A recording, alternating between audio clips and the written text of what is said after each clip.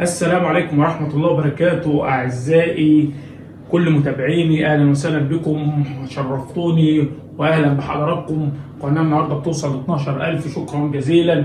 بوجه رسالة خاصة لكم ولكل متابعيني، تحية لكم. لولا جهودكم ما كناش وصلنا للمرحلة ديت. ونبدأ الحلقة إن شاء الله النهاردة بتعادل صن داونز والهلال، تعادل قوي جدا، تعادل فرحنا.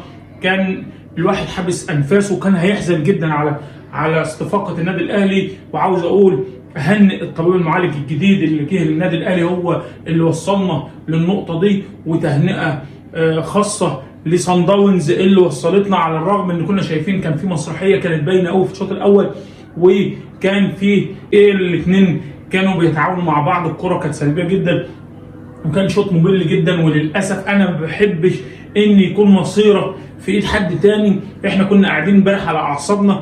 وعلى فكره جماهير اهلاويه وزملكاويه، كل جماهير مصر ما عدا اتحاد الكوره اللي بيحاول يضعف المسابقه، اتحاد الكوره اللي حاطط، مش عاوز اقول دروب، بس هو دروب بكاس الرابطه اللي هم مخترعينه دول، وتسريب لكاس الرابطه مهم جدا. بيقول لك ان لازم الفرقه تشارك بالاساسيين، ولو في 2 من اللاعيبه الدوليين ما شاركوش في الفرقه يبقى الماتش من حق الفرقه ان هي، يعني بمعنى صح، الاهلي ليه 7 لاعيبه في المنتخب الاساسي هيقعدوا 10 ايام، وفي 4 لاعيبه على المنتخب الاولمبي، وفي 3 لاعيبه، يعني اكتر من 11 لاعيب 14 لاعب في مختلف المسابقات. فالاهلي مش هيقدر يلعب مباراه المصري، واحنا مش عاوزين المباراه. وهو الاهلي طلب النهارده من كابتن محمود الخطيب مع اجتماع مع مارسيل كولر امبارح، طلب من اتحاد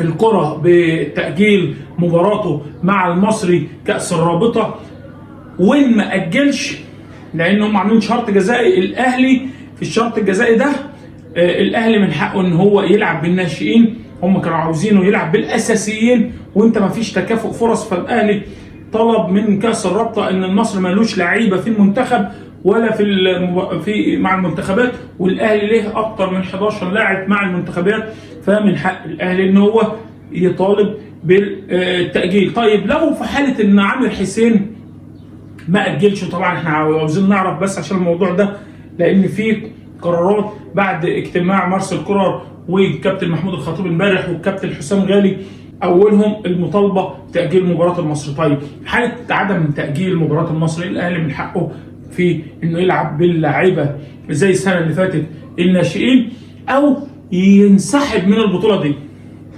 هتعمل ايه؟ تموتني يعني؟ مش عاوز ايه كاس الرابطه ده اصلا. مارسيل كولر اصلا اتكلم مع الكابتن محمود الخطيب امبارح وقال للكابتن محمود احنا عاوزين البطوله ديت مش هتنفع في الوقت الحالي، لان البطوله ديت احنا عاوزين نعد لمباراه الهلال، وما ينفعش ان انا اخد اللعيبه من دار النار من المنتخبات لمباراه زي كده وبعد كده نلعب مباراه الهلال. عاوزين تركيز، والكاس الرابطه ده مش في وقتها خالص، وهتمثل لنا اجهاد اكتر للعيبه. فكان مارسيل كولر رافض مبدئيا كاس الرابطه ده ومش عاوز يلعبه ده بشكل مفصل. تعال نروح للقرار الثاني. كابتن محمود خطيب للجهات الامنيه وقال على مسؤوليه النادي الاهلي الشخصيه، عاوزين المتسع من الجماهير، او معنى اصح متسع من المقاعد للنادي الاهلي وجماهير النادي الاهلي، عاوزين ان هم يدخلوا 50-60 ألف، لأن قدم الكابتن محمود الخطيب لكاف إن المباراة بدل ما هي 31 مارس تتلعب في 1 إبريل، وحدد الملعب الرئيسي اللي هو استاد القاهرة إن شاء الله على 10 مساء، وده هيكون في توقيتات رمضان. فقدم إن شاء الله. وطبعا اتأجل قبل كده الماتش، مباراة القطن الكاميروني مع الأهلي هنا اتأجلت بسبب إن الأهلي بيلعب كأس العالم، فإن شاء الله هيتأجل، لأن طبعا اللعيبة بتاعت النادي الأهلي هتيجي يوم 28 مارس من المنتخبات، فأنت بتتكلم في يومين بس، فإن شاء الله هيكون في وقت بإذن الله، والكاف هيقبل كده. الطلب الثاني اللي الكابتن محمود الخطيب قدمه للكاف، قدمه إن يجي حكم من الصفوه او حكم من القمه، ما يجيش حكم ضعيف زي الكابتن علي اللي حسب ركله جزاء في الدقيقه الاخيره في مباراه صن داونز، وانا مش عارف انا بتفرج على صن داونز والهلال ليه؟ يلا عشان الاهلي. وكانت مشكله كبيره جدا ان احنا بنتفرج على مباراه، مش عاوز اقول عقيمه، مش عاوز اقول كده، بس اللي احنا نقدر نتكلم فيه احنا كنا مضغوطين. انا واحد من الناس يعني قلت في فيديوهات قبل كده وقلت كتير، انا مش هاممني ان الاهلي يصعد او ما يصعدش، اهم حاجه عندي الدوري. بس انا شفت امبارح المرحله اللي احنا كنا بنتفرج عليها او الشكل اللي كنا بنتفرج عليه في مباراه صن داونز، احنا كنا بنشجع صن داونز فده شيء غريب جدا. مصيرنا بقى في ايدنا، احنا هنجيب حقنا مباراه الهلال في ام درمان. احنا عاوزين نجيب حقنا بقى، لان المشكله مش حقنا يعني جماهيريا او لفظيا او غلط هو في الاول في الاخر فريق عربي شقيق، بس احنا هنجيب حقنا كرويا. وان شاء الله ان شاء الله الاهلي عاوز هدف واحد بمعنى اصح، لا لو فاز 1-0 يصعد، 2-1 مش هيصعد، 3-1 يصعد، وهكذا. يعني لازم يكون في فرق هدف ان شاء الله او هدفين لو دخل في مرمانا اهداف. ان شاء الله الاهلي ممكن يفوز 3 أو 4. الحاله النفسيه الجيده جدا حاليا مع اللعيبه ومع المعالج الجديد اللي هو بيباشر الاكل وبيباشر النوم وبيباشر الفيتامينات اللي بتتاخد في حاله الرطوبه. يعني الراجل شغال شغل كويس جدا وبيفصل اللعيبه مباراه عن الثانيه. احنا عاوزين نوصل لمرحله ثانيه، والنهارده بمعنى صح مهمين جدا، وتعالوا نوصل ان شاء الله. في كمان بعض الاقاويل اللي طلع كابتن رضا عبعال بيقول احنا عاوزين الاهلي يطلع وكان يتمنى ان صن داونز ينهزم عشان نخلص. يا كابتن رضا انا مش عاوز اقول لك انك كابتن اصلا، لان بقيت شيء مستفز جدا يطلع مع مهيب ويقول لك الاهلي يطلع بالمره عشان نرتاح، وكده كده هيطلع. يا عم حقدكم بيبان قوي وغلكم وكرهكم للنادي الاهلي، وللاسف التوقيت اللي احنا شجعناك فيه السنتين 3 اللي انت لعبتهم في الاهلي احنا بنندم اللي احنا شجعناك فيها اصلا.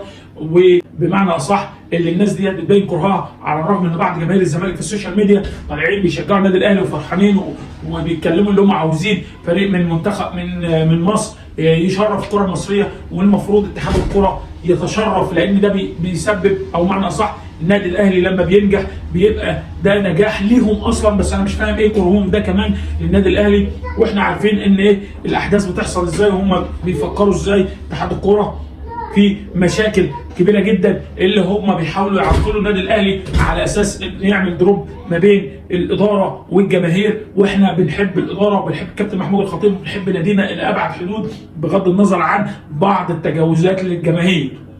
تجاوزات حاليا لجماهير الكوره او معنى صح للنادي الاهلي او بعض الشباب اللي ممكن بيتزج بهم في اماكن ممكن هم لسه ما عندهمش من الخبره او من الاستقرار النفسي او الهدوء ان هم بيتزجوا في بعض الامور كده. واحنا بنتكلم زي مباراه صن داونز لما انهزم النادي الاهلي 5-0، وبعض الشباب اللي بداوا في التواصل الاجتماعي يكتبوا بعض المانشيتات يا خطيب فين المهاجم، يا خطيب مش عارف ايه. يا جماعه المساله في ضغط من اتحاد الكوره ان الاهلي يخسر اي مباراه لاسباب اخرى. النادي الاهلي كابتن محمود الخطيب في خطاب للجماهير قال لك بمعنى اصح الاهلي ليس للبيع، الاهلي للجماهير.